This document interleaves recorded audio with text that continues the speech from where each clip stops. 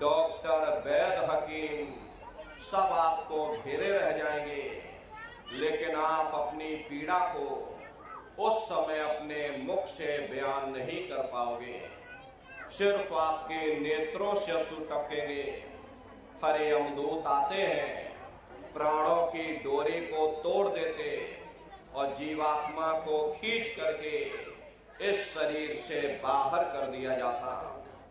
जैसे ही जीवात्मा शरीर से अलग हुई, ये शरीर हमारा मिट्टी हो जाता। फिर इस मिट्टी को एक रात अपने घर में कोई रखने को तैयार नहीं होता।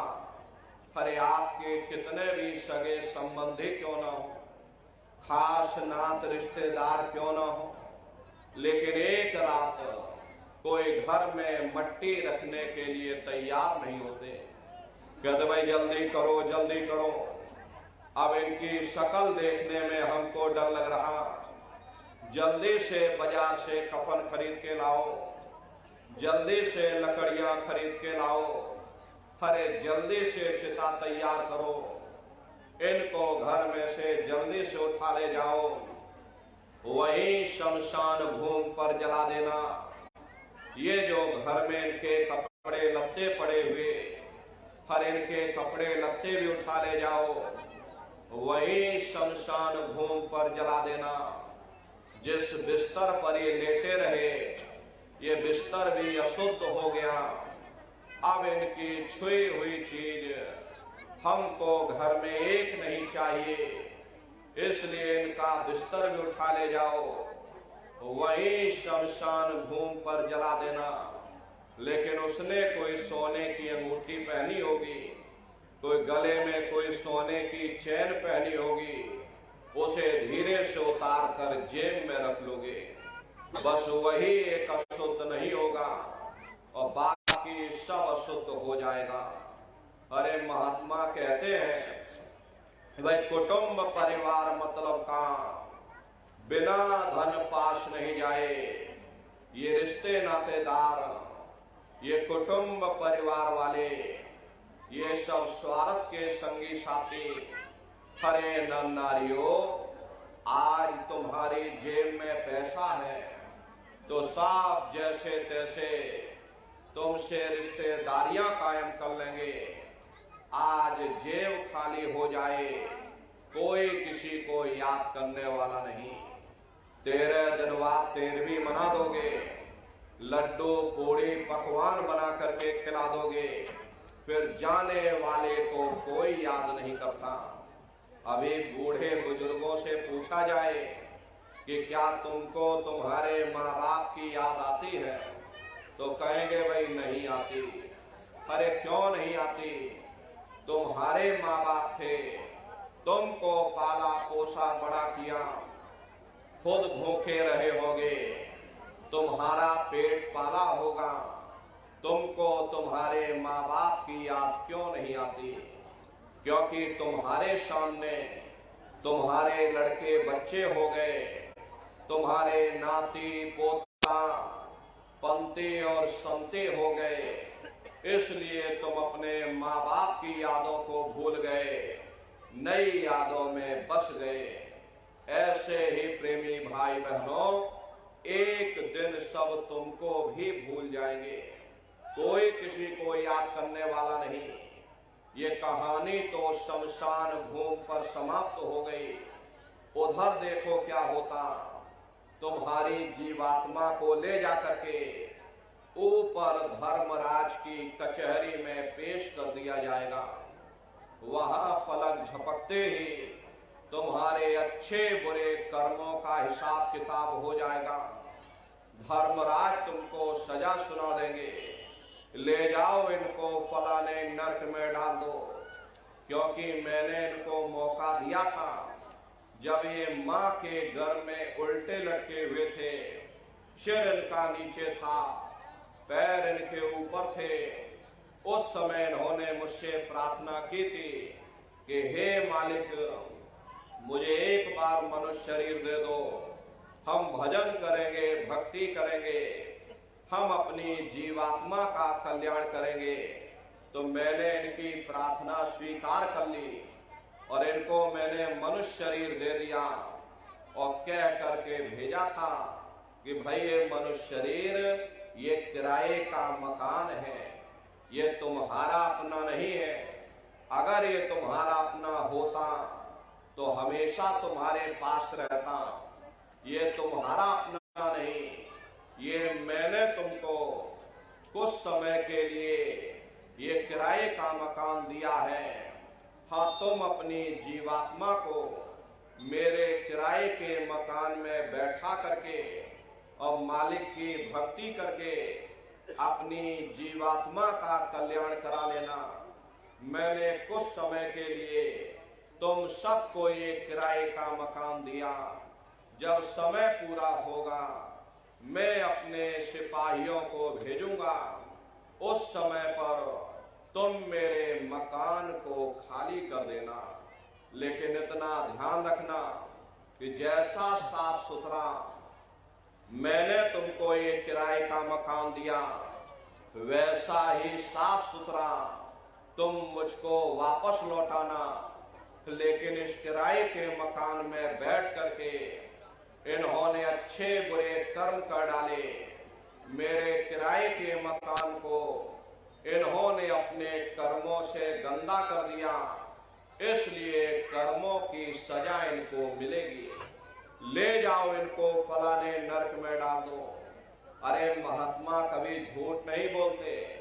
महात्माओं ने जब साधना किया और साधना करके जब ऊपर गए और ऊपर जा करके जब उन्होंने नरकों का हाल देखा तो हमारी आपकी जानकारी के लिए उन्होंने धर्म ग्रंथों में लिख दिया कि लोह के खम्भ तपत के माही, और जहां जीव को ले चिपकाई वहां लोहे के खंभे अग्नि से धधक धधक कर लाल हो रहे। ऐसे खोटे जीवों को उन खंभों में चिपकाया जाता। जीव हाय हाय करके तड़पता है। तड़फ तड़फ जीव जुलम बुखारी, और तपत खम्भ दुख उपजे भारी। असहनीय वेदना होती है, असहनीय दुख दर्द होता। जीव वहां रोता चिल्लाता रहता।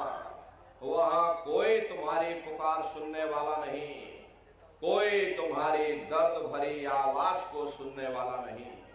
हरे नर नारियों, ये दुर्दशा क्यों हो गई? क्योंकि हम लोग मनमुखी हो गए, मन के कहे पर चलने लग गए। मन के कहे पर चल करके अच्छे बुरे कर्म करने लग गए। कर्मों का ये जखीरा अंबार के अंबार हमने अपने सिर पर लाद लिए।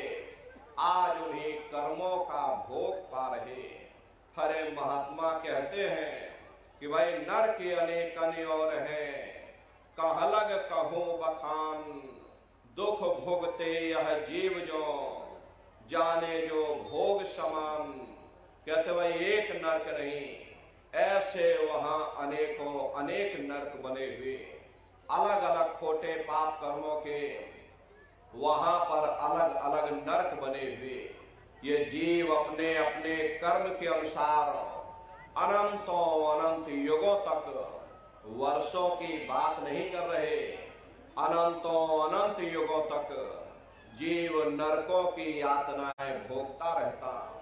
और नरकों की यातनाएं भोगने के बाद में इसे जीवात्मा को सीधे मनुष्य शरीर नहीं दिया जाता, बल्कि इसे 4 खान 84 लाख योनियों में डाला जाता। जैसे बच्चा होता है, बच्चा पहले कक्षा 1 पास करेगा, फिर कक्षा 2 में जाएगा। ऐसे ही वहां पर चैनल बना हुआ। नरकों की यातनाएं भोगने के बाद में इन्हीं जीवात्माओं को 4 खान 84 लाख योनियों में डाला जाता। ये 4 खान 84 लाख योनियां ये कोई मामूली योनियां नहीं होती। 4 खान का मतलब होता है अंडज पिंडज उपमज स्थावर। ये 4 खाने होती हैं। पहली श्रेणी पेड़ पौधों की आती, जिनके अंदर पानी का तत्व मौजूद होता। कभी ये भी मनुष्य हुआ करते थे, लेकिन आज अपने कर्मों का भोग पा रहे एक जगह पर बेचारे खड़े हुए। दूसरी श्रेणी कीड़े मकोड़ों की आती है, जिनके अंदर पृथ्वी और अग्नि का तत्व मौजूद होता है। तीसरी श्रेणी पंछियों की होती, चौथी चौपाए जानवरों की होती, और पांचवी स्वयं इंसान की आती है, जिसके अंदर पांचों तत्व जल पृथ्वी अग्नि वायु आकाश पांचों तत्व मौजूद होते। प्रेमी भाई बहनों, ये चार खाने होते हैं, इनकी अलग अलग कुल 84 लाख योनियां होती हैं। अब आप पेड़ पौधों को देखिए तो आम का पेड़ अलग है, नीम का पेड़ अलग है, पीपल का पेड़ अलग है। ऐसे ही अलग अलग प्रजातियों के कीड़े मकोड़े, अलग अलग प्रजातियों के पशु पंछी, कुल मिलाकर के 84 लाख योनियां हैं। हम दुनिया के जीव नरकों की यातनाएं भोगने के बाद में इन्हीं 84 लाख योनियों में डाले जाते। मामूली कष्ट नहीं होता। अरे हमको आपको गर्मी लग गई तो हम लोग छाया में आ गए, सर्दी लग गई कंबल रजाई ओढ़ लिया, भूख लग गई रोटी खा ली, बीमार हो गए अस्पतालों में चले गए, अपना अपना इलाज करवा लिया। लेकिन देखो उन जानवरों को, क्या गर्मी, क्या सर्दी, क्या बरसात, एक एक निवाले के लिए दर बदर ठोकरें खा रहे। अरे किसी का हाथ कट गया, किसी का पैर कट गया, किसी को जीते जी काट डाला, मुर्गी की गर्दन ही मरोड़ डाली। क्या उनको दर्द नहीं होता? अरे उनको भी दर्द होता। मादा बिच्छू होती है, मादा बिच्छू की मौत कैसे होती? मादा बिच्छू जब अपने बच्चे को जन्म देती है तो उसी के बच्चे अपनी भूख को मिटाने के लिए अपनी मां की पीठ पर चढ़ जाते हैं और उसी के मांस को नोच नोच करके खाते हैं। वो तड़पती रहती है, कराहती रहती है, लेकिन जब तक हड्डी हड्डी न बच जाए उसके बच्चे अपनी मां की पीठ से नीचे नहीं उतरते। ऐसे न जाने कितने जीव जंतु इस संसार में भरे पड़े हुए। बीमार बैलों की दुर्दशा देखो, उनके मुंह से फसूकर निकलता रहता, लेकिन टनों बोझा उनके ऊपर डाल दिया जाता, सोटा मार मार करके चला जाता। क्या उनको दर्द नहीं होता? अरे उनको भी दर्द होता है, उनको भी तकलीफ होती, लेकिन वे बेचारे बेजुबान हैं, कुछ बोल नहीं पाते, कुछ बता नहीं पाते। हम लोगों के अंदर जुबान है, हम लोग बोल बता देते, वे सिर्फ रोते और चिल्लाते रहते। अरे कौन उनकी पुकार सुनने वाला, कौन उनकी दर्द भरी आवाज को सुनने वाला? कौन सी अदालत में जाकर के वे बेचारे दरवाजा खटखटाएं? कौन मजिस्ट्रेट उनकी फरियाद को सुनेगा? हरे प्रेमी भाई बहनों, कोई सुनने वाला नहीं। हरे कई जन्म भय कीट पतंगा, कई जन्म भय मीन कुरंगा, कई जन्म पंखी सरखोयो, कई जन्म है वर वृक्ष जोयो, मिल जगदीश मिलन की वरिया, और चिरंकार यह देश सजरिया। करोड़ों करोड़ युगों से नरकों की यातनाएं भोगने के बाद फिर हम लोगों को कभी कीड़े पतंगों की योनि में, कभी पेड़ पौधों की योनि में, तो कभी पशु और पंछियों की योनि में डाला जाता। प्रेमी भाई बहनों, 84 लाख योनियों की सबसे जो आखिरी योनि होती है वो गाय और बैल की योनि होती है। गाय स्त्री का रूप लेती और बैल पुरुष का रूप लेते। ये 84 लाख योनियों की सबसे आखिरी योनि यानी कि अंतिम पायदान होता। उसके बाद तब जाकर के हम लोगों को दोबारा फिर से मनुष्य शरीर प्राप्त होता है। इसीलिए कहा गया कि बड़े भाग्य मनुष्य तन पाया, कोट जन्म जब भटका खाया, कोटान कोट जन्म जन्मांतरों तक अलग अलग योनियों में भटकने के बाद में तब बड़े सौभाग्य से हम लोगों को ये मनुष्य शरीर प्राप्त हुआ। बड़े से बड़े देवी देवता भी इस मनुष्य शरीर को पाने के लिए तरसते हैं, क्योंकि उन नरकों से, उन 84 लाख योनियों से निकलने का केवल एक ही दरवाजा है, वह केवल मनुष्य का शरीर है। इसी मनुष्य रूपी मंदिर में बैठ करके हम उस परमात्मा की भक्ति कर सकते। प्रेमी भाई बहनों, लेकिन बड़े अफसोस की बात है कि जैसे किसी को हीरा मिल गया और उसे हीरे की परख नहीं थी, उसने हीरे को गधे के गले में बांध दिया। ठीक उसी प्रकार से ये मनुष्य शरीर उत्तम से उत्तम है, लेकिन इंसान इसकी कद्र नहीं करता। खाने पीने ऐशो इशरत में अपने जन्म को बर्बाद कर देता। महात्मा प्रेम से समझाते हैं कि भाई बड़े सौभाग्य से तुमको ये मनुष्य शरीर मिल गया।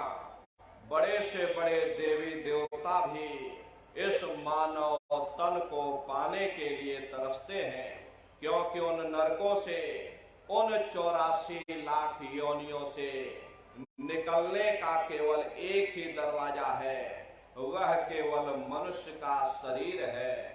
इसे मनुष्य रूपी मंदिर में बैठ करके हम उस परमात्मा की भक्ति कर सकते हैं।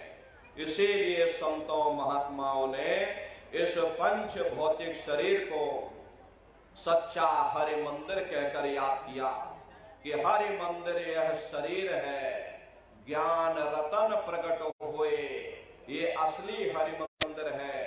जब भी वो मालिक मिलेगा, इसी हरि मंदिर के अंदर मिलेगा। इसी पंच भौतिक शरीर को ईसा मसीह साहब ने टेम्पल ऑफ लिविंग गॉड यानी जिंदा ईश्वर का मंदिर कहा। इसी पंच भौतिक शरीर को गुरु नानक साहब ने नर नारायणी देह कहकर याद किया। ये वो देह है जिसमें नारायण स्वयं विराजमान है। इसी पंच भौतिक शरीर को मुसलमान फकीरों ने कुदरती काबा कहकर याद किया। ये असली कुदरती काबा है। उस मालिक का दर्शन जब भी होगा, इसी कुदरती काबे के अंदर जाकर होगा। बाहर से आज तक न कभी किसी को परमात्मा मिला, न भविष्य में कभी मिल सकता। परमात्मा जब भी मिलेगा तुम्हें तुम्हारे अंदर मिलेगा।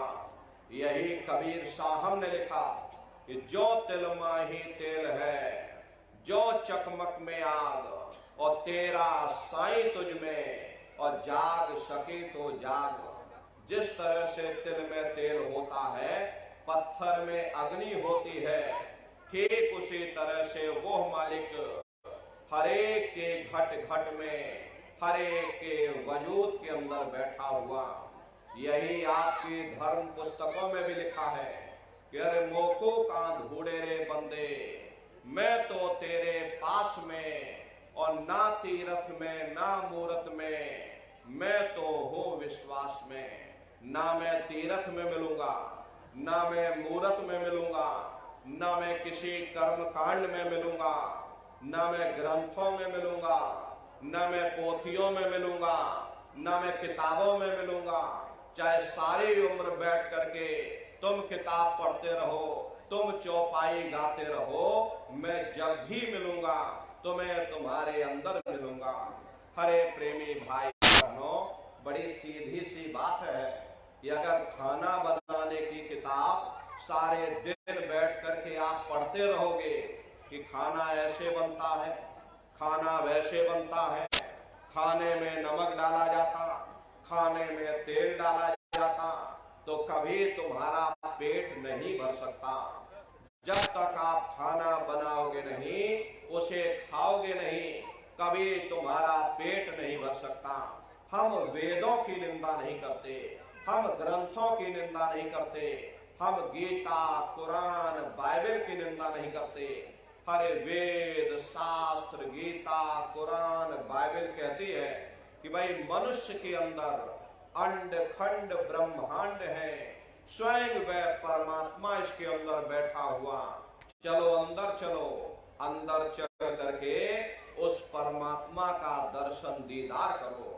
अब सवाल ये उठता है, भाई आखिर हम अपने अंदर जाकर के उस परमात्मा का दर्शन कैसे करेंगे? तो इसके लिए संतों महात्माओं ने केवल 3 साधन बताए। साधन 3 सारे वर्णे और साधन सब थोथे मान। इस कलयुग में उस मालिक को पाने के लिए संतों महात्माओं ने केवल 3 साधना बताई। पहला है सुमरन, दूसरा है ध्यान और तीसरा है भजन। सुमरन कहते उस मालिक को याद करना, ध्यान कहते हैं दृष्टि को एकाग्र करना, भजन कहते हैं कान में उंगली डाल करके उस शब्द को सुनना, उस नाम को सुनना, उस आवाज को सुनना जो 24 घंटे तुम्हारे अंदर गूंज रही। तो कैसे आप लोग सुमरन करोगे, कैसे आप लोग ध्यान करोगे, कैसे भजन करोगे, जरा अच्छी तरह से समझिएगा और फिर घर पर बैठ करके करिएगा। तो सबसे पहले सुमरन कैसे किया जाएगा? सुमरन करने के लिए एक माला आप लोग ले लेना। ये देखिए प्रेमी भाई बहनों, 108 दाने की ये माला है। अपने अपने घरों में बैठ करके बाहर से अपनी आंख को बंद कर देना। दोनों आंखों के मध्य भाग में अपने ध्यान को एकाग्र करके और मन ही मन अंदर ही अंदर दाने दाने पर जय गुरुदेव नाम का उच्चारण करिएगा। हर दाने पर जय गुरुदेव नाम, हर दाने पर जय गुरुदेव नाम, जय गुरुदेव जय गुरुदेव जय गुरुदेव, कुल 108 बार करिएगा। दोबारा इसी जगह फिर वापस आ जाओगे। जब आप जय गुरुदेव नाम का उच्चारण करोगे तो दोनों आंखों के मध्य भाग में अपने ध्यान को रोक करके मन ही मन दाने दाने पर अंदर ही अंदर जय गुरुदेव नाम का उच्चारण करिएगा। जिसको आप याद कर रहे हो, एक समय ऐसा आएगा वो अंतर में तुम्हारे सामने प्रकट हो जाएगा। उसके स्वरूप को देख लेना, फिर उसी के स्वरूप को याद करके जय गुरुदेव नाम का सुमरन सभी नए प्रेमी भाई बहन करिएगा। दूसरी बार फिर यहीं से जय गुरुदेव नाम का सुमरन, तीसरी बार फिर यहीं से जय गुरुदेव नाम का सुमरन। इस तरह से कुल 8 बार जय गुरुदेव नाम का सुमरन सभी नए प्रेमी भाई बहन करेंगे। 8 बार करने के बाद ये माला आप रख देना। प्रेमी भाई बहनों, ये जय गुरुदेव नाम किसी साधारण इंसान का नाम नहीं, ये स्वयं उस अनामी महाप्रभु का नाम है। समय समय पर संत महात्मा अपने अपने समय पर आकर के उस मालिक के नाम को सिद्ध करते हैं। जैसे कबीर साहब आए, उन्होंने साहिब नाम सिद्ध किया। गुरु नानक साहब आए, उन्होंने वाहे गुरु नाम सिद्ध किया। गोस्वामी जी महाराज आए, उन्होंने राम नाम सिद्ध किया। मीराबाई आई, उन्होंने गिरधर नाम सिद्ध किया। इसी तरह से हमारे गुरु महाराज जय गुरुदेव नाम सिद्ध करके गए। गुरु महाराज कहते थे कि बच्चे बच्चियों, तुम इस नाम की परीक्षा लेकर के देख लेना। जब कहीं तुम भारी मुसीबत में फंस जाओ, कोई तुम्हारा मददगार ना हो, या मौत के समय में जब डॉक्टर भी जवाब दे दें, उस समय बच्चा तुम 10 बार जय गुरुदेव नाम अंदर अंदर बोलना, मैं तुम्हारी मदद करूंगा। ये जय गुरुदेव नाम समय का जगाया हुआ नाम है। नए जीवों के लिए नामदान की प्रक्रिया को सरल से सरल किया गया। वरना बहुत से पुराने पुराने प्रेमी हैं, अगर उनसे पूछा जाए कि भाई जरा नाम रूप स्थान गाजे बाजे बता दो, वो तक भूल जाते। इतने पुराने हो करके आज तक याद नहीं कर पाए तो बड़ा भारी दोष लगता है। इसीलिए नए जीवों के लिए ये रास्ता सरल से सरल किया गया, ताकि चाहे बगैर पढ़े लिखे लोग हों, चाहे बूढ़े बुजुर्ग हों, चाहे बच्चे बच्चियां हों, आसानी से आप लोग समझ सको और सुमरन ध्यान भजन कर सको। एक है साध है सब सद है, सब साध है सब जाए। अपने गुरु की उंगली पहले पकड़ लो, क्योंकि गुरु तुम्हारा सच्चा रहबर है, गुरु तुम्हारा सच्चा साथी है। गुरु गोविंदो खड़े काके लागू पाई, और बलिहारी गुरु आपने जिन गोविंदियो बताई।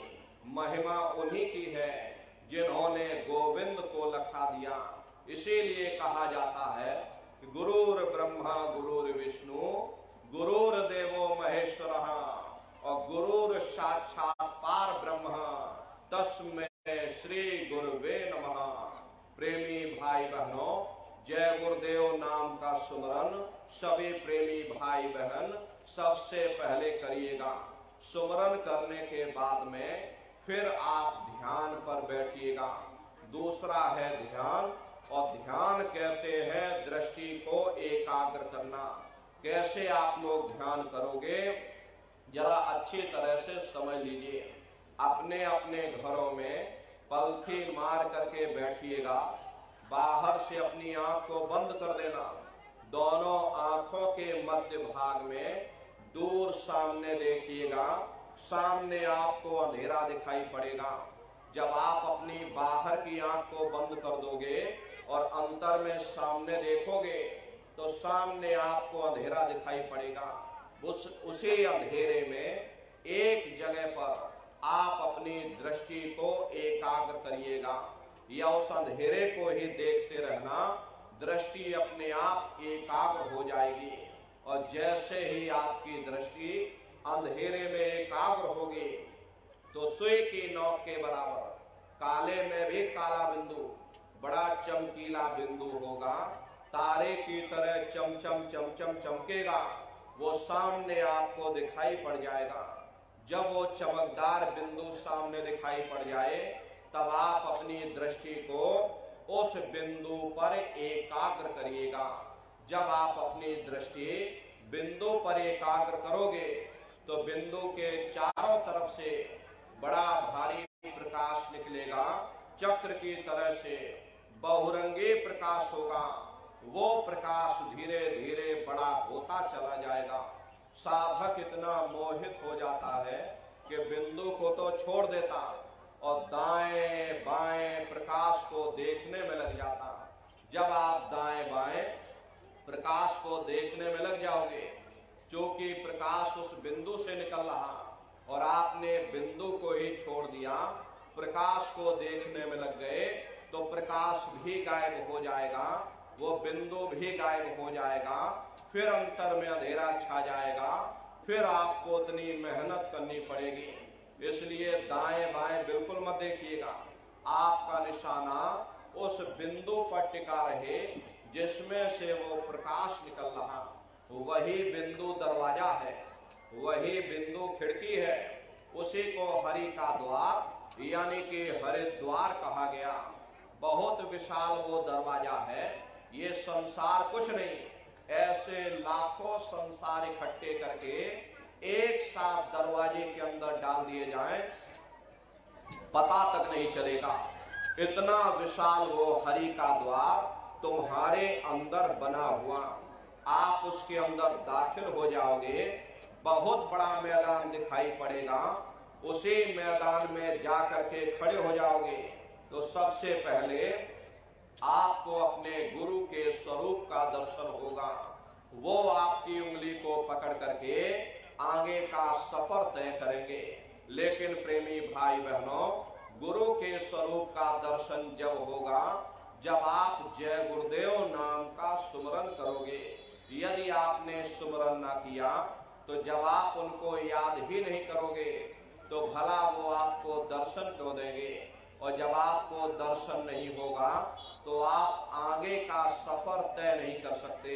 इसीलिए जय गुरुदेव नाम का सुमरन सबसे पहले आपको कराया जाता है।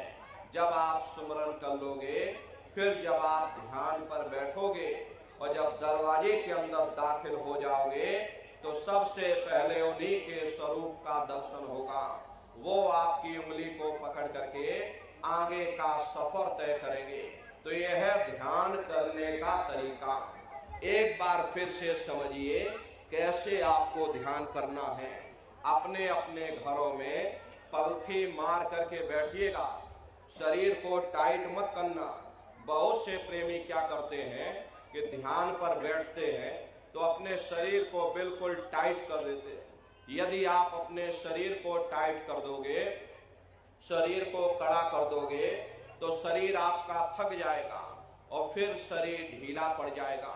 इसलिए पहले से ही अपने शरीर को बिल्कुल ढीला छोड़ देना। जितना आराम से बैठोगे उतना ही आपको अच्छा रहेगा। ध्यान के समय उतना ही आपके लिए अच्छा रहेगा। तो बड़े ढीले बदन से बैठिएगा, आंखों को धीरे से बंद कर देना। इन आंखों पर भी कोई जोर मत देना। बहुत से प्रेमी क्या करते हैं कि ध्यान के समय अपनी आंखों पर जोर लगाते ताकि जल्दी से दृष्टि एकाग्र हो जाए। यदि आप अपनी बाहरी आंखों पर जोर लगाओगे तो आंखों की पुतलियों में दर्द होगा, फिर आप अपनी बाहरी आंखों को खोल दोगे। इन बाहरी आंखों का यहाँ पर कोई मतलब नहीं है। जैसे सोते समय धीरे से आंख को बंद करते हो, ऐसे ही धीरे से आंख को बंद कर लेना। अंतर में सामने देखिएगा, सामने आपको अंधेरा दिखाई पड़ेगा, बस उसी अंधेरे को आप देखते रहिएगा। उस समय किसी के बारे में सोचना नहीं, किसी के बारे में विचार मत करिएगा। हम लोग क्या करते हैं कि किसी न किसी के बारे में विचार करने लग जाते हैं, क्योंकि विचार करने की आदत हमारे अंदर पहले से पड़ी हुई है। हम किसी भी व्यक्ति को देखते हैं तो देखने से पहले ही हम उस व्यक्ति के बारे में विचार करने लग जाते हैं। ये विचार ही ध्यान में बाधक बन जाते हैं। ये कोशिश करिएगा कि जब भी आप ध्यान पर बैठो मन में कोई विचार ना आने पावे, निर्विचार हो करके, और शरीर को बिल्कुल हिलाना डुलाना नहीं। यहाँ तक कि अपनी जिह्वा को भी मत हिलाइएगा, शरीर को बिल्कुल हिलाइएगा डुलाइएगा नहीं। निर्विचार हो करके, सुन्न हो करके बस सामने अंधेरे को देखते रहो। इतना ही काम आपको करना है। अंतर में सामने दिखाई देगा, अंधेरा आपको दिखाई देगा, बस उसी अंधेरे को आप देखते रहना। एक टक हो करके आप उस अंधेरे को देखते रहना। देखते देखते देखते देखते आपकी दृष्टि अंधेरे में रुक जाएगी, अंधेरे में एकाग्र हो जाएगी। और जैसे ही आपकी दृष्टि अंधेरे में एकाग्र होगी तो सुई की नोक के बराबर बड़ा चमकीला बिंदु होगा, तारे की तरह प्रेमी भाई बहनों, वो चम चम चम चम चमकेगा, आपको अंतर में सामने दिखाई पड़ेगा। जब वो चमकदार बिंदु सामने दिखाई पड़ जाए तब आप अपनी दृष्टि को उस बिंदु पर एकाग्र करिएगा। अपनी दृष्टि बिंदु पर एकाग्र करोगे तो प्रेमी भाई बहनों वो बिंदु फट जाएगा, वो दरवाजा खुल जाएगा, ये दिव्य दृष्टि खुल जाएगी और आप दरवाजे के अंदर दाखिल हो जाओगे। एक बार प्रेमी भाई बहनों ये दिव्य दृष्टि खुल जाए, फिर क्या भूत, क्या भविष्य, क्या वर्तमान, कोई भेद आपसे गुप्त नहीं रहेगा। लाखों वर्ष पहले क्या हुआ था, भविष्य में क्या होने वाला है, आप बैठ करके ध्यान में सब कुछ देख सकते हो। तो यह है ध्यान करने का तरीका। तीसरा है भजन। प्रेमी भाई बहनों कैसे भजन करोगे जरा अच्छी तरह से समझ लीजिए। गाने बजाने का नाम भजन नहीं है, नाच गाना ढोल मजीरा का नाम भजन नहीं है। भजन कहते उस रूहानी आवाज को सुनना जो 24 घंटे तुम्हारे अंदर गूंज रही। कैसे भजन करोगे जरा उसे आप अच्छी तरह समझिएगा। ये दोनों उंगली कानों में डाल करके ये कानों को बंद कर लेना कान इसीलिए बंद किए जाते हैं ताकि बाहर की कोई आवाज हमको सुनाई ना पड़े। अपनी सुविधा से बैठिएगा, कुर्सी पर चाहे कुर्सी पर बैठ जाओ, सोफे पर चाहे सोफे पर बैठ जाना, या कोई तकिया इस तरह से रख लेना और दोनों कोहनी यहाँ रख करके दोनों उंगली कानों में डाल करके ये कानों को बंद कर लेना। अब बहुत सी हमारी माताएं बहनें बूढ़े बुजुर्ग हैं, आपके घुटनों में दर्द होता है, रीढ़ की हड्डी में दर्द होता, आप बैठ करके भजन नहीं कर पाते हो तो आप लेट करके भजन करिएगा। ऐसे सीधे लेट जाना, लेटे लेटे आंख और कान को बंद कर देना। मतलब तो आंख और कान को बंद करना है, चाहे आप लेट करके करो या चाहे आप बैठ करके करो, लेकिन इतना ध्यान रखिएगा कि कहीं लेटे लेटे हम सो ना जाए, इसलिए चेत करके बैठिएगा। यही कहा गया कि आंख कान मुख बंद कराओ, अनहद झिंगा शब्द सुनाओ। यानी पहले अपनी आंख को बंद करो, अपने मुख को बंद करो, ये दोनों उंगली कानों में डाल करके ये कानों को बंद कर लो और ऊंचे से ऊंचा ध्यान दे करके उस आवाज को सुनने की कोशिश करो। प्रेमी भाई बहनों, जब आप अपने कानों को बंद करके ऊंचा ध्यान दे करके सुनोगे तो आपको ऐसा अनुभव होगा कि कई सीटी जैसी आवाज हमारे कानों में गूंज रही है। प्रेमी भाई बहनों, हर एक को सुनाई पड़ेगी सीटी जैसी आवाज, शुरू में आप सभी को सुनाई पड़ेगी, टी। इस तरह से प्रेमी भाई बहनों, शाम को अपने अपने घरों में जाकर बैठिएगा, ये कानों को जरा बंद कर लेना, ध्यान दे करके सुनना, सीटी जैसी आवाज आप सभी को सुनाई पड़ेगी। करना कुछ नहीं है, लेटे हो चाहे बैठे हो, बस आप उस आवाज को सुनते रहना और सुनते सुनते उसी में लीन हो जाओ। जब आप उसमें लीन हो जाओगे तो कुछ समय बाद में दोबारा आपको अनुभव होगा कि कहीं बड़ी दूर से एक महीन आवाज, घंटे और शंख की आवाज हमारे कानों में बज रही है। जैसे मंदिरों में घंटियां बजती हैं, टन टन टन, इसी तरह घंटे और शंख की आवाज सुनाई पड़ेगी। उसी घंटे शंख की आवाज को महात्माओं ने शब्द कहा। आपकी धर्म पुस्तकों में लिखा है कि पोथी पढ़ पढ़ जग मुआ, पंडित भया न कोई, ढाई अक्षर प्रेम का, पढ़े सो पंडित होए। दुनिया वाले कहते हैं कि ढाई अक्षर का मतलब प्रेम है, प्रेम नहीं है। अरे प्रेम में तो मात्रा लगी हुई है। यहाँ पर जिस ढाई अक्षर का वर्णन उन महात्माओं ने किया था वो है शब्द, शा आदा बा और दा। उसी शब्द को महात्माओं ने नाम कहा। कलयुग केवल नाम या धारा, सुमेर सुमेर नर उतर ही पारा। कलयुग में केवल नाम का आधार है, वो नाम तुम्हारे अंदर 24 घंटे गूंज रहा। उसी घंटे शंख की आवाज को महात्माओं ने शब्द या नाम कहा। उसी को मुसलमान फकीरों ने कलमा कहा। उसी को ईसा मसीह साहब ने वर्ड या लागस कहकर याद किया। उसी को गुरु नानक साहब ने अनहद वाणी कहकर याद किया। चीन में जो महात्मा हुए उन्होंने इसको ताओ कहकर याद किया और हिंदू महात्माओं ने इसे देववाणी, आकाशवाणी कहकर के याद किया। उन अलग अलग महात्माओं ने अपनी अपनी भाषा में हम लोगों को समझाने की कोशिश की कि भाई वो घंटे शंख की आवाज तुम्हारे सबके अंदर गूंज रही, वो आपको सुनाई पड़ेगी। लेकिन शुरुआती समय में आपको ऐसा मालूम पड़ेगा कि कहीं बड़ी दूर पर घंटियां बज रही, टन टन टन, लेकिन सुनाई हरेक को पड़ेगी। प्रेमी भाई बहनों, जब घंटे शंख की आवाज आपको सुनाई पड़ने लग जाए तब आप उस आवाज को पकड़ लेना, उसको आप सुनने लग जाना। जब आप उसको सुनने लग जाओगे तो वो आवाज धीरे धीरे बढ़ना शुरू होगी और बढ़ते बढ़ते इस कदर बढ़ेगी कि आपके रोम रोम में घंटे और शंख की आवाज गूंजने लग जाएगी। अरे बड़ी घनघोर आवाज होती है, बड़ी मधुर वो आवाज होती।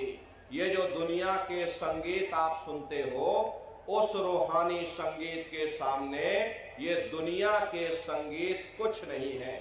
जब आप उस रूहानी संगीत को सुनोगे, इतना भारी आनंद आपके ऊपर छा जाएगा, इतनी खुशी आपको होगी, ऐसा नशा आपके ऊपर चढ़ जाएगा कि आप सारी दुनिया को भूल जाओगे। हरे प्रेमी भाई बहनों, शंकर भगवान को वही नशा चढ़ा था। शंकर भगवान कोई गांजा भांग नहीं पीते थे। ये तो हमने आपने शंकर भगवान को भी बदनाम कर दिया कि शंकर भगवान गांजा भांग पीते थे, चलो हम भी गांजा भांग पिएंगे। लेकिन नारियों, शंकर भगवान ने कभी गांजा भांग नहीं पिया। शंकर भगवान जिस नशे में लीन रहते थे, वो नाम का नशा था, वो ध्यान का नशा था, वो भक्ति का नशा था। जब आप उस आवाज को सुनोगे तो आपको भी वो नशा चढ़ जाएगा, क्योंकि उस आवाज में चुंबक है। जब आप उस आवाज को सुनोगे तो वो आवाज आपको अपनी ओर खींचेगी, और जब खिंचाव होगा तो जीवात्मा का फैला हुआ प्रकाश 9 द्वारों से सिमटने लगेगा। अब ये 9 द्वार कौन कौन से हैं? देखो प्रेमी भाई बहनों, अरे अच्छी तरह से समझिएगा। अरे बहुत बड़ा विज्ञान है। दुनिया का विज्ञान जब आपका समाप्त हो जाएगा तो ये विज्ञान प्रारंभ होगा। तो 9 दरवाजे कौन कौन से हैं? 2 आंख, 2 कान, 2 नाक के सुराग, 1 मुंह और 2 मलमूत्र का। सबसे पहला दरवाजा गुदा चक्र आता है। गुदा चक्र में गणेश जी वास करते हैं। गणेश जी वहां के मालिक हैं। ये 4 दल का कवल है। यहाँ पर पृथ्वी तत्व पाया जाता। उसके ऊपर इंद्रिय चक्र आता है। इंद्रिय चक्र में ब्रह्मा जी वास करते। ये 6 दल का कवल है। यहाँ पर जल तत्व पाया जाता। उसके ऊपर ये नाभि चक्र आता है। नाभि चक्र में विष्णु जी वास करते हैं। ये 8 दल का कवल है। यहाँ पर अग्नि तत्व पाया जाता। उसके ऊपर ये हृदय चक्र आता है। हृदय चक्र में शिव जी वास करते हैं। ये 12 दल का कवल है। यहाँ पर वायु तत्व पाया जाता। हरे वास तो वो ऊपरी मंडलों में करते, लेकिन उनका प्रकाश, उनकी किरणें इन चक्रों पर पड़ती हैं। उसी के ऊपर एक कंठ चक्र आता है। यहाँ पर आद्या महाशक्ति की किरणें पड़ती, और ये 16 दल का कवल है। और आप सबसे ऊपर, तुम्हारी जीवात्मा सबसे ऊपर दोनों आंखों के मध्य भाग में बैठी है, जहां पर देवियां बिंदी लगाती हैं और पुरुष जहां पर टीका लगाते हैं। ये बिंदी और टीका यहाँ पर हम लोग इसीलिए लगाते हैं क्योंकि यहाँ पर हमारी जीवात्मा बैठी है, उसका श्रृंगार किया जाता है। तो ये 10वां द्वार है जहां पर तुम्हारी जीवात्मा बैठी हुई। इसे 10वें दरवाजे पर बैठ करके जीवात्मा अपने प्रकाश को 9 दरवाजों में फैलाती है, जिससे आपका ये शरीर चलता है, आपके हाथ, आपके पैर चलते हैं। जब आप भजन करोगे और घंटे शंख की आवाज को सुनोगे तो उस आवाज में चुंबक है। वो आवाज आपको अपनी ओर खींचेगी, और जब खिंचाव होगा तो जीवात्मा का फैला हुआ प्रकाश 9 दरवाजों से सिमट करके यही 10वें दरवाजे पर इकट्ठा हो जाएगा। और जैसे ही यहाँ पर इकट्ठा हुआ, तुरंत शब्द जीवात्मा को खींच करके इस शरीर से बाहर कर देगा। फिर आप अपनी आंखों से देखिएगा कि हमारा शरीर ये है, हम ये खड़े। आप अपने शरीर से अलग हो जाओगे। जैसे चिड़िया होती है, चिड़िया घोंसले से निकल करके आसमानों की उड़ान भरती है, शाम को फिर अपने घोंसले में आ जाती। ऐसे ही तुम्हारी जीवात्मा इस शरीर रूपी घोंसले से निकल करके ब्रह्मांडों की सैर करेगी, देवी देवताओं के दर्शन करेगी, राम और कृष्ण के दर्शन करेगी, और घूम करके फिर अपने शरीर रूपी घोंसले में वापस चली आएगी। हरे प्रेमी भाई बहनों, ये ब्रह्मा विष्णु महादेव जिनकी सारी दुनिया पूजा करती है, आप सभी लोग ब्रह्मा विष्णु महादेव की पूजा करते हो, लेकिन कभी आपने विचार नहीं किया भाई जिनकी हम पूजा कर रहे हैं आखिर ये लोग हैं कौन, ये कहां पर रहते हैं, ये क्या काम करते हैं, हर इनके माँ बाप कौन है, राम कौन है, कृष्ण कौन है, ईश्वर कौन है, ब्रह्म कौन है, पार ब्रह्म कौन है, ये कहां पर रहते हैं, तो जरा संक्षिप्त में आप लोग समझिएगा, क्योंकि अगर इसका वर्णन किया जाएगा लाखों वर्ष लग जाएंगे, एक लोक का वर्णन नहीं हो सकता। लेकिन संक्षिप्त में आपको बताया जा रहा कि किन किन मंडलों को पार करते हुए तुम्हारी जीवात्मा अपने 5वें मंडल पर यानी कि सचखंड में पहुंचेगी। प्रेमी भाई बहनों, जब आप भजन करोगे और घंटे शंख की आवाज को पकड़ करके जब आप शरीर रूपी घोंसले से बाहर निकल जाओगे तो उसी शब्द को पकड़ करके ये जीवात्मा ब्रह्मांडों की चढ़ाई करती है। पलक झपकते यह जीवात्मा खरबों योजन ऊपर चली जाती। ये सूरज चांद सितारों को पार करने के बाद सबसे पहले जो आपको लोक मिलेगा उसे महात्माओं ने शिवलोक कहकर के याद किया। प्रेमी भाई बहनों, वो शिवलोक है, वो तमोगुणी स्थान है, वहां के मालिक शिव जी हैं, वो पार्वती जी के साथ उस लोक में विराजमान हैं। शिव जी का दर्शन करने के बाद फिर जब आप ऊपर चढ़ोगे उसी के ऊपर ब्रह्मा जी का लोक आएगा।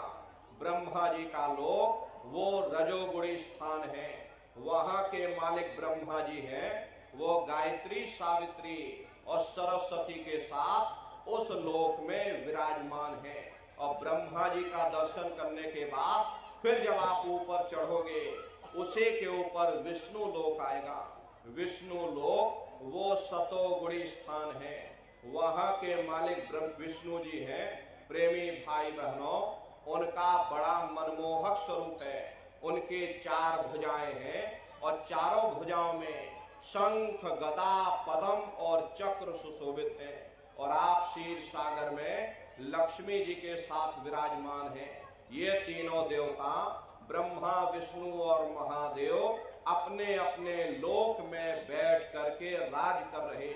एक रचयिता है जो जीवों को रचता है, एक पालनहार है जो जीवों को पालता है, और एक संहार करता जो जीवों को नष्ट कर देता। एक का काम है घड़े को बनाना, एक का काम है घड़े की सुरक्षा करना, एक का काम है घड़े को फोड़ देना। इनकी जो माता है वो आद्या महाशक्ति है।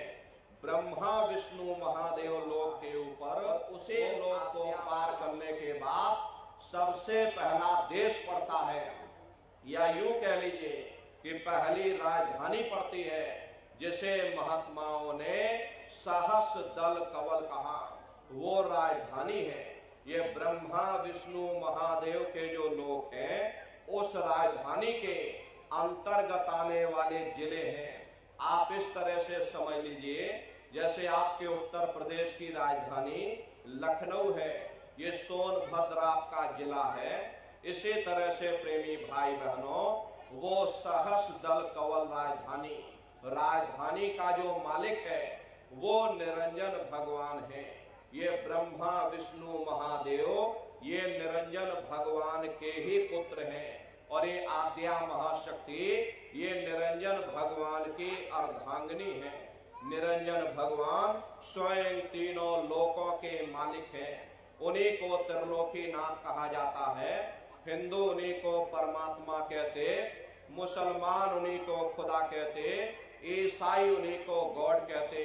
घंटे और शंख की आवाज जो हर इंसान के अंदर गूंज रही, वो आवाज उन्हीं के मुखार बिंद से हो रही।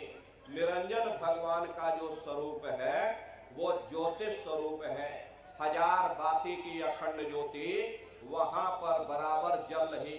हम आप मंदिरों में ज्योत जलाते हैं, ये तो हम आप उसकी नकल करते हैं। इस ज्योत में तेल की जरूरत पड़ती है, बाती की जरूरत पड़ती, लेकिन वो अखंड ज्योति ऐसी है जिसमें ना तेल की जरूरत है और ना बाती की जरूरत है।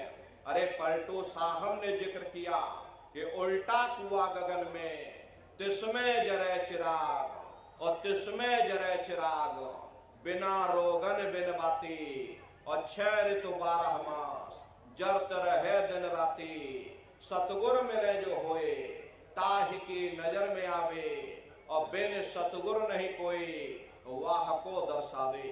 वो अखंड ज्योति ऐसी है जिससे पूरा ब्रह्मांड प्रकाशवान हो रहा। जितने भी अवतारी शक्तियां आई, अरे राम आए, राम को वहीं से नीचे उतारा गया था। इसीलिए उस देश को अयोध्या नगरी या कौशलपुर देश भी कहा गया। गोस्वामी जी महाराज जब साधना करके वहां पहुंचे, तभी गोस्वामी जी महाराज ने रामचरितमानस में लिख दिया। क्या उन्होंने रामचरितमानस में लिखा?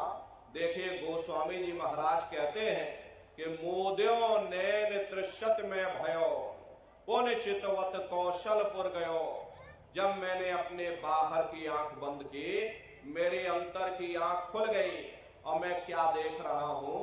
मैं कौशलपुर देश में पहुंच गया। मोह विलोक राम मुस्काई, मुझे देख करके राम भगवान प्रसन्न हो गए। उन्होंने ऊपर जाने का मुझे रास्ता दे दिया। मैं ऊपर जाकर क्या देख रहा हूं कि उधर माज सुन अंडज राया, देखे बहु ब्रह्मांड निकाया, अति विचित्र ताह लोक अनेका, रचना अधिक एक तेका। विचित्र विचित्र भांत के वहां पर लोग बने हुए, एक से सुंदर एक महल बने हुए, जिनकी शोभा अवर्णीय है। प्रेमी भाई बहनों, वो राम भगवान का देश है, वो अयोध्या नगरी है। राम जी का दर्शन करने के बाद फिर तुम्हारी जीवात्मा दूसरे मंडल के शब्द को पकड़ करके दूसरे मंडल की चढ़ाई करेगी। श्याम तज श्वेत को गहना, सुरत को तान धुन सुनना, और बंक के द्वार धस बैठो और त्रिकुटी जाय कर लेना। उसी के ऊपर दूसरा देश आता है जिसे महात्माओं ने त्रिकुटी देश कहा। वहां के जो मालिक हैं वो ब्रह्म है। वहीं से मन और माया की उत्पत्ति हुई। वहीं से 3 गुण, रजोगुण, तमोगुण, सतोगुण, तीनों गुणों की उत्पत्ति वहीं से हुई। ये जो आपके वेद हैं, वेदों को सारी दुनिया पढ़ती है, वेदों की भी उत्पत्ति उसी स्थान से हुई है। महात्मा कहते हैं कि त्रिकुटी महल में विद्या सारा, घन हर गरजे बजे नगारा, और लाल वरण सूरज उजियारा। वहां पर 2 धुने, बादलों की गर्जन और मृदंग की आवाज उस लोक में गूंजती रहती है। जैसे पहले स्थान पर निरंजन भगवान के देश में, राम जी के देश में घंटे और शंख की आवाज गूंजती है, ऐसे ही दूसरे मंडल पर यानी कि ब्रह्म के देश में बादलों की गर्जन और मृदंग वहां पर बजता रहता। ओम का जाप बराबर वहां होता रहता। ब्रह्म का जो स्वरूप है, लाल वरण सूरज उजियारा। ये सूरज कुछ नहीं है। ऐसे लाखों लाख सूर्य इकट्ठे करोगे तो वहां का एक सूर्य बनेगा। ब्रह्म का जो स्वरूप है वो सुबह के लाल सूर्य के समान है। इसीलिए वहां का पूरा ब्रह्मांड लाल है। जहां तक आपकी निगाह जाएगी, ब्रह्म देश में चारों तरफ आपको लाल ही लाल नजर आएगा। महात्मा जब साधना करके वहां पहुंचे, तभी महात्माओं ने लिख दिया। क्या उन्होंने लिखा कि लाली मेरे लाल की, जित देखूं तो लाल, और लाली देखन में गई, मैं भी हो गई लाल। वो पूरा ब्रह्मांड ही लाल है। जितने साधक वहां पहुंच जाते हैं उन सभी को योगेश्वर कहा जाता। जैसे व्यास जी हुए, वशिष्ठ जी हुए, वाल्मीकि जी हुए, इन सब की पहुंच वहीं तक थी। इसीलिए कहा गया कि वाल्मीकि भय ब्रह्म समाना। जब इनकी जीवात्मा वहां पहुंची और जब इन्होंने ब्रह्म का दर्शन किया तो इनका स्वरूप भी ब्रह्म के समान यानी कि ब्रह्म स्वरूप हो गया। जितने साधक वहां पहुंच जाते हैं उन सभी को योगेश्वर कहा जाता है। योगेश्वर भगवान श्री कृष्ण उसी देश में वास करते हैं। ये जो ब्रह्म देश है वो श्री कृष्ण भगवान का ही देश है और श्री कृष्ण भगवान वहीं पर रहते हैं। ये बाहर की जन्माष्टमी नहीं है जो आप लोग मनाते हो, पर ये तो आप नकल करते हो। महात्माओं ने कहा था भाई सही मायने में तुम जन्माष्टमी कब मनाओगे? जब तुम्हारी जीवात्मा 5 तत्व जल पृथ्वी अग्नि वायु आकाश और 3 गुणों रजोगुण तमोगुण सतोगुण 5 तत्व और 3 गुणों से परे होकर के ब्रह्म देश में पहुंच करके जब कृष्ण भगवान का दर्शन कर लोगे तब सही मायने में जन्म अष्टमी मनाई जाएगी। वहां कृष्ण भगवान का दर्शन करने के बाद फिर तुम्हारी जीवात्मा तीसरे मंडल के शब्द को पकड़ करके तीसरे मंडल की चढ़ाई करेगी। आगे पहुंची सुन झंकार ररंकार ध्वनि सुनी पुकार, आगे श्वेत शून्य है भाई और मान सरोवर बैठ नहाई। उसी के ऊपर तीसरा देश आता है जिसे महात्माओं ने शून्य देश कहा, उसी को रारंग देश कहा जाता, उसी को अक्षर और नेति कहा जाता। वहां के जो मालिक हैं वो रारंग पुरुष यानी कि पार ब्रह्म पुरुष है। वहां किंगरी और सारंगी 2 धुनें उस लोक में गूंजती रहती हैं।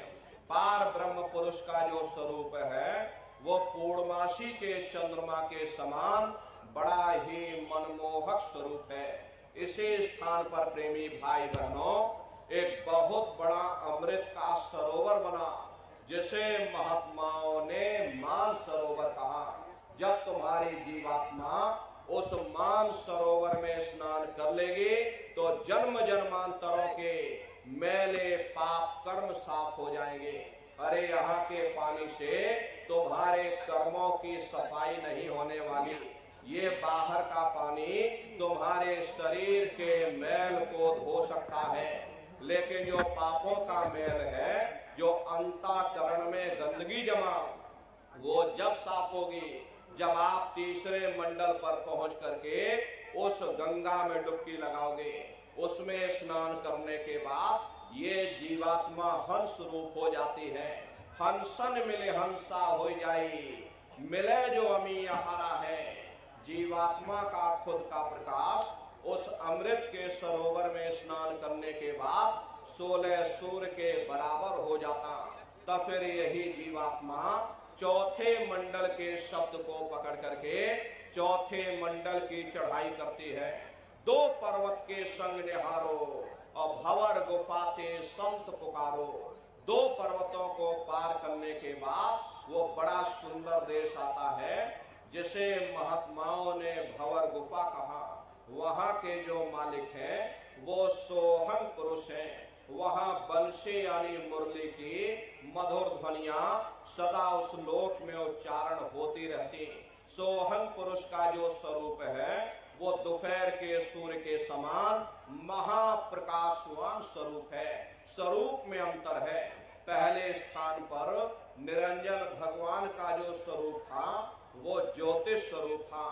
दूसरे स्थान पर ब्रह्म का जो स्वरूप है वो सुबह के लाल सूर्य के समान है। तीसरे स्थान पर पार ब्रह्म का जो स्वरूप है वो पूर्णमासी के चंद्रमा के समान है।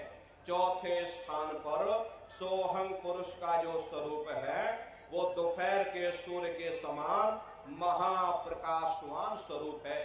वहां के धनी का दर्शन करने के बाद ताके परे धाम सतनामा, बीन बजे सतलोक ठिकाना। सोहम देश के ऊपर वो 5वां देश आता जिसे महात्माओं ने सचखंड देश कहा। वो सचखंड देश अजर अमर अविनाशी सदा एक रस रहने वाला देश है। वहां न काल है, न कर्म है, न दुख है, न संताप है, न पुण्य है, न पाप है।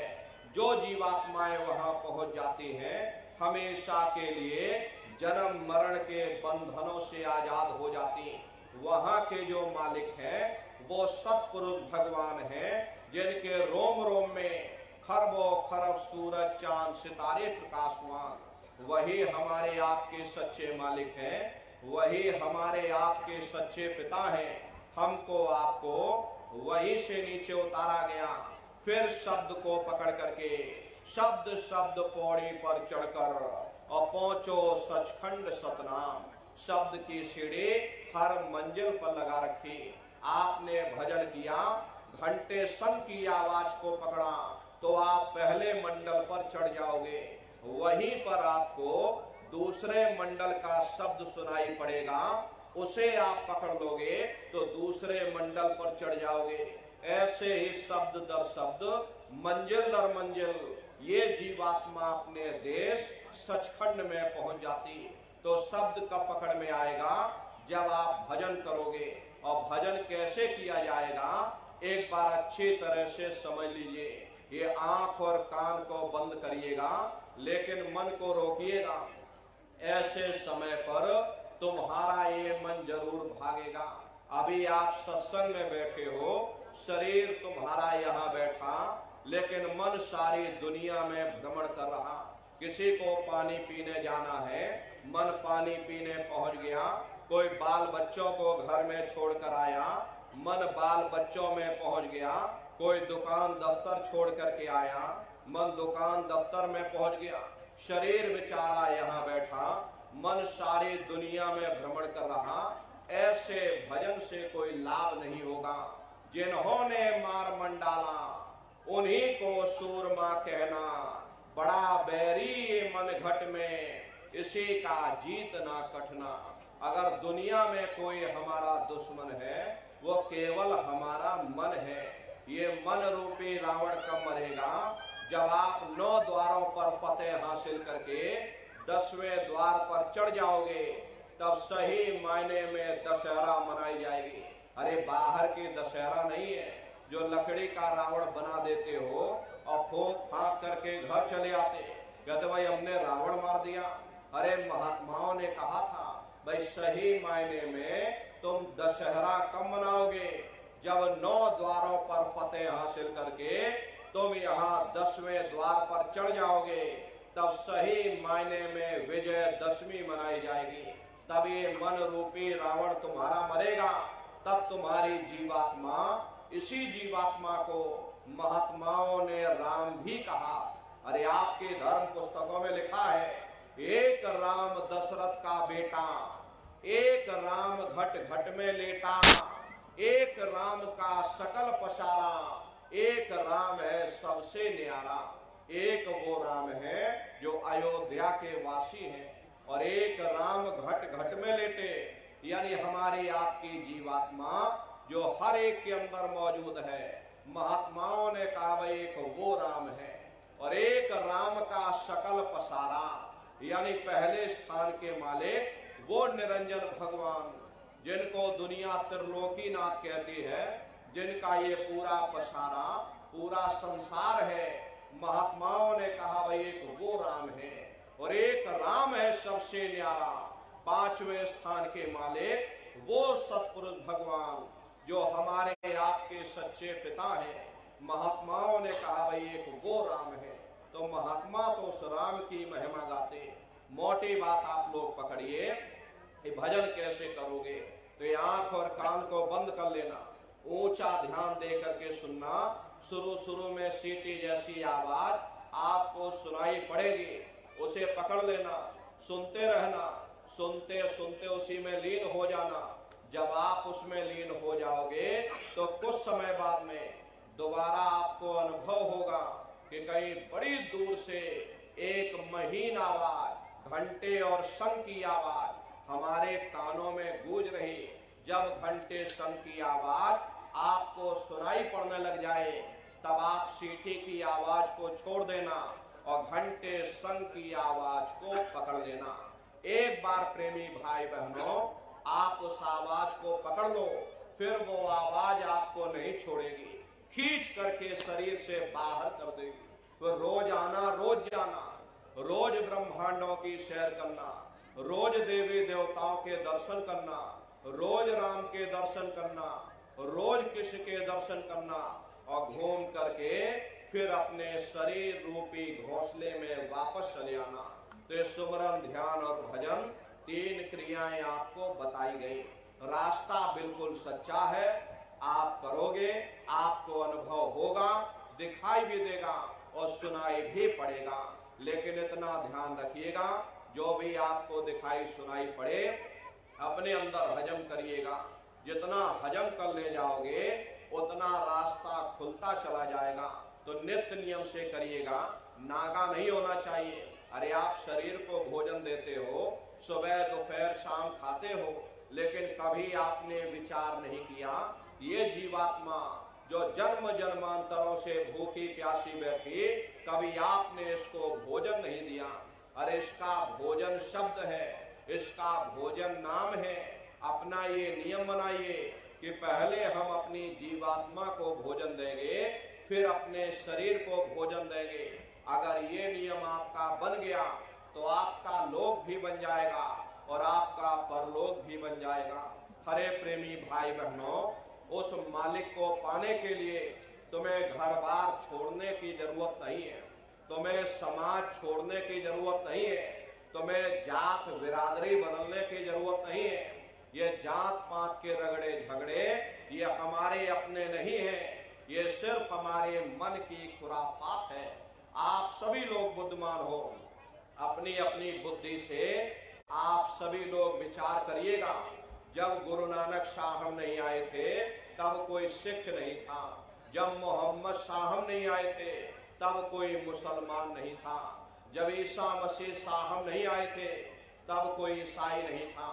और पीछे लौटते चले जाओ तो केवल मनुष्य ही मनुष्य रह जाते। ये रगड़े झगड़े किसने पैदा किए? ये हमने आपने पैदा किए। हरे कोई भी महात्मा यहाँ पर आकर के ना कोई कौम बनाने आता है, ना कोई मजहब चलाने आते हैं और ना ही आप हमारे हाथों में ये डंडे और तलवारें देने के लिए आते हैं। अरे आप तो सच्चा मार्ग, सनातन मार्ग समझाने के लिए इस धरा भूमि पर शरीर रूप में अवतरित होते हैं। हरे नर नारियों सुपच जात के भंगी थे, रैदास जी जात के हरजन थे, मीराबाई जात की छत्राणी थी। अगर वे सब उस मालिक को प्राप्त कर सकते हैं तो आप भी उस मालिक को प्राप्त कर सकते हो। जाति पाति पूछे नहीं कोई, हरि का भजे सो हरि का होई। लोग यहाँ जात पात बनाते बनाते मर गए, लेकिन ऐ नर नारियों, जब तुम्हारी जीवात्मा इस मनुष्य रूपी चोले को छोड़ करके ऊपर धर्मराज के दरबार में पहुंचेगी तो वहां न तुमसे ये पूछा जाएगा कि तुम किस जाति के हो, तुम किस कौम के हो, तुम किस मजहब के हो, तुम हिंदू हो या मुसलमान हो, तुम हिंदुस्तान से आए हो या तुम पाकिस्तान से आए हो। अरे वहां तुम्हारे कर्म देखे जाएंगे, भक्ति भाव देखा जाएगा, मालिक से मिलने का प्रेम और प्यार देखा जाएगा। इसीलिए महात्मा समझाते हैं भाई मालिक को पाने के लिए तुम्हें जात बिरादरी बदलने की जरूरत नहीं है, तुम्हें समाज छोड़ने की जरूरत नहीं है, तुम्हें घर परिवार छोड़ने की जरूरत नहीं है, तुम्हें बाल बच्चे छोड़ने की जरूरत नहीं है, तुम्हें जंगलों पहाड़ों में भटकने की जरूरत नहीं है, तुम्हें साधु सन्यासी और बाबा बनने की जरूरत नहीं। अरे भाई तुम अपने अपने घर परिवार में रहो, अपने अपने बाल बच्चों के साथ रहो, अपने अपने समाज में रहो, समाज की रीत नीति के अनुसार रहो, मेहनत और ईमानदारी से काम करो और 24 घंटे में घंटा 2 घंटा अपनी जीवात्मा के कल्याण के लिए सुरत शब्द नाम की कमाई यानी सुमरन, ध्यान और भजन करिएगा। हरे प्रेमी भाई बहनों, यही दौलत तुम्हारे काम आएगी, बाकी सब यही छूट जाएगा। सोए की एक नोक भी तुम्हारे साथ में जाने वाली नहीं है। अरे बड़े बड़े राजे महाराजे आए, सारी जिंदगी उन्होंने ये किला बनाते बनाते गुजार दिया। आज उनके किलों को जाकर देखिए, आज खंडहर बने पड़े हुए। विश्व विजेता सिकंदर सारी दुनिया पर राज करने का ख्वाब देखता था, वो भी मुट्ठी खोल करके चला गया। कोई क्या साथ लेकर के जाएगा? जो चीज तुम्हारे साथ में जाने वाली वो केवल मालिक की भक्ति है।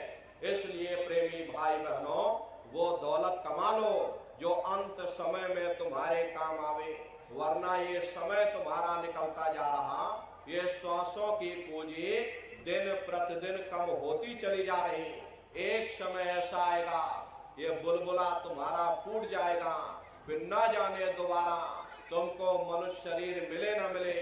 अरे भटकते रह जाओगे युगों युगों के लिए नरकों और चौरासियों में। इसलिए प्रेमी भाई बहनों, अहो भाग्य है आपका, आपको ये मनुष्य शरीर मिल गया। इस मनुष्य रूपी मंदिर में बैठ करके वो आत्मधन कमा लो, वो रूहानी खजाना कमा लो, जिससे तुम्हारी जीवात्मा का कल्याण हो जावे। तो सुमरन, ध्यान और भजन नित्य नियम से करिएगा और सभी लोग शाकाहारी रहना, क्योंकि हमारे गुरु महाराज ने शाकाहार पर विशेष जोर दिया। गुरु महाराज हमारे कहते थे कि बच्चे बच्चियों, तुम लोग शाकाहारी रहना, शाकाहार का प्रचार करते रहना, इसी से देश और दुनिया में भारी परिवर्तन होगा।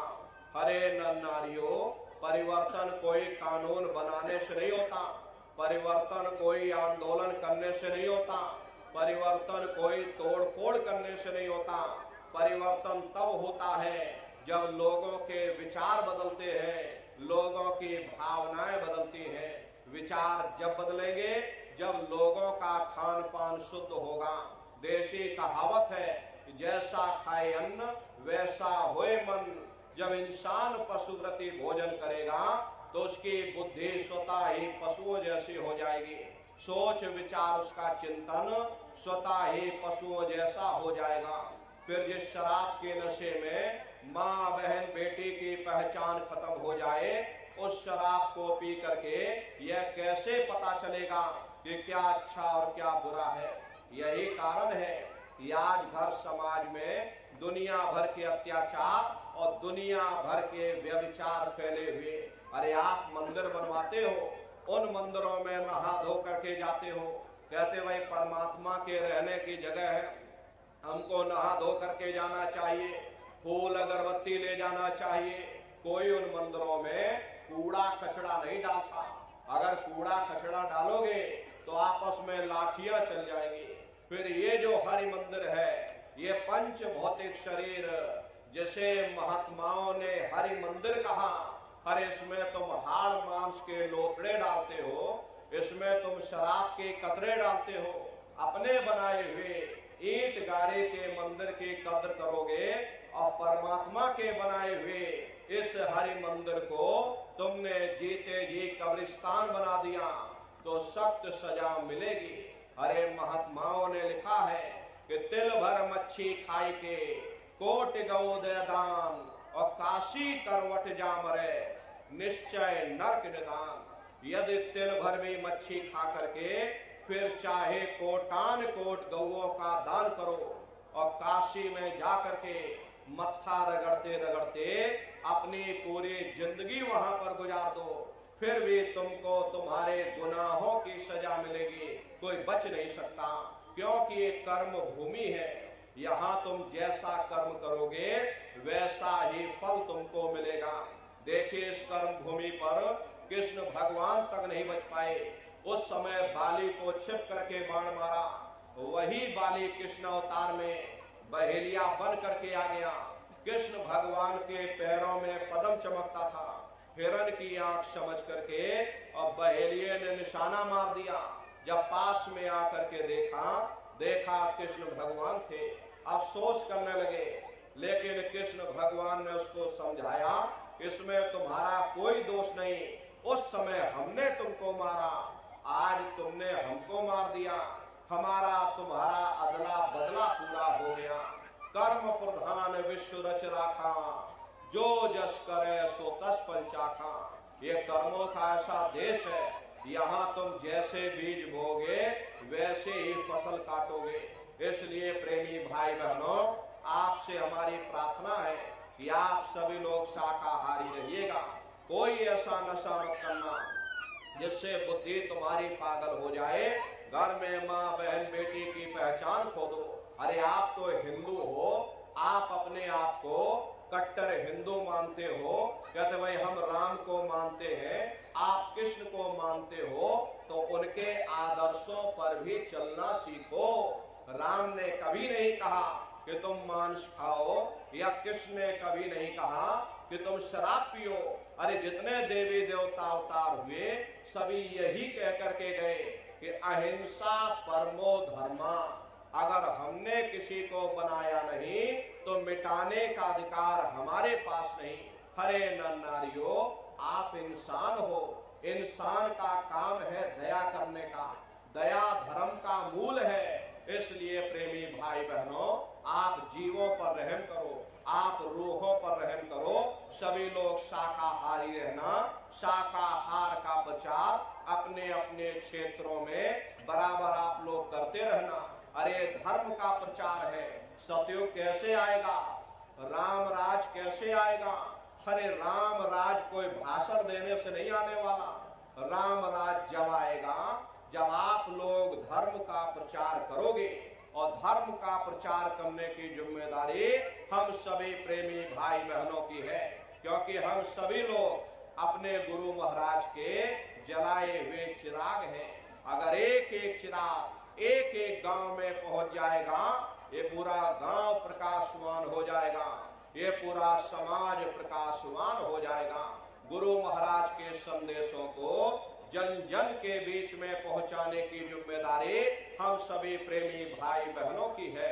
गुरु महाराज हमारे कह करके गए कि बच्चा गांव गांव में तुम भजन केंद्र की स्थापना करो, गांव गांव के लोग भजन करने लग जाएं, गांव गांव में सत्संग होने लग जाए, गांव गांव के लोग शाकाहारी हो जाएं, गांव गांव के लोग सदाचारी बन जाएं, आंखों में माँ बहन बेटी की पहचान कायम हो जाए। जब हमारा गांव बदल जाएगा, ये पूरा समाज बदल जाएगा, निश्चय ही कलयुग में सतयुग आ जाएगा। इसलिए प्रेमी भाई बहनों, धर्म के प्रचार में आप सभी लोग अपना अपना योगदान दीजिएगा।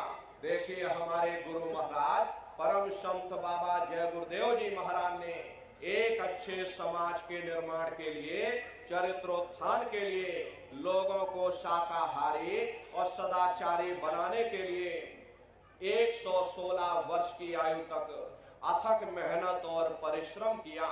गुरु महाराज ने अपने गुरु की याद में मथुरा आश्रम पर इतना विशाल मंदिर बनवाया। गुरु महाराज हमारे कहते थे कि बच्चा मंदिर का वो देवता वहां पर बैठ करके बरकत बांट रहा। अरे आप लोग आइए, वहां कोई रुपया पैसा नहीं चढ़ा जाता, कोई चंदा चुटकी नहीं। अरे आप लोग आए, मंदिर के देवता के सामने अपनी एक बुराई को चढ़ा दीजिए।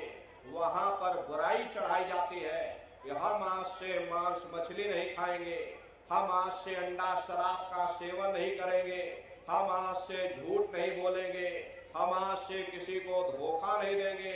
आप अपनी एक बुराई चढ़ा दो, आपकी एक मनोकामना पूरी होगी।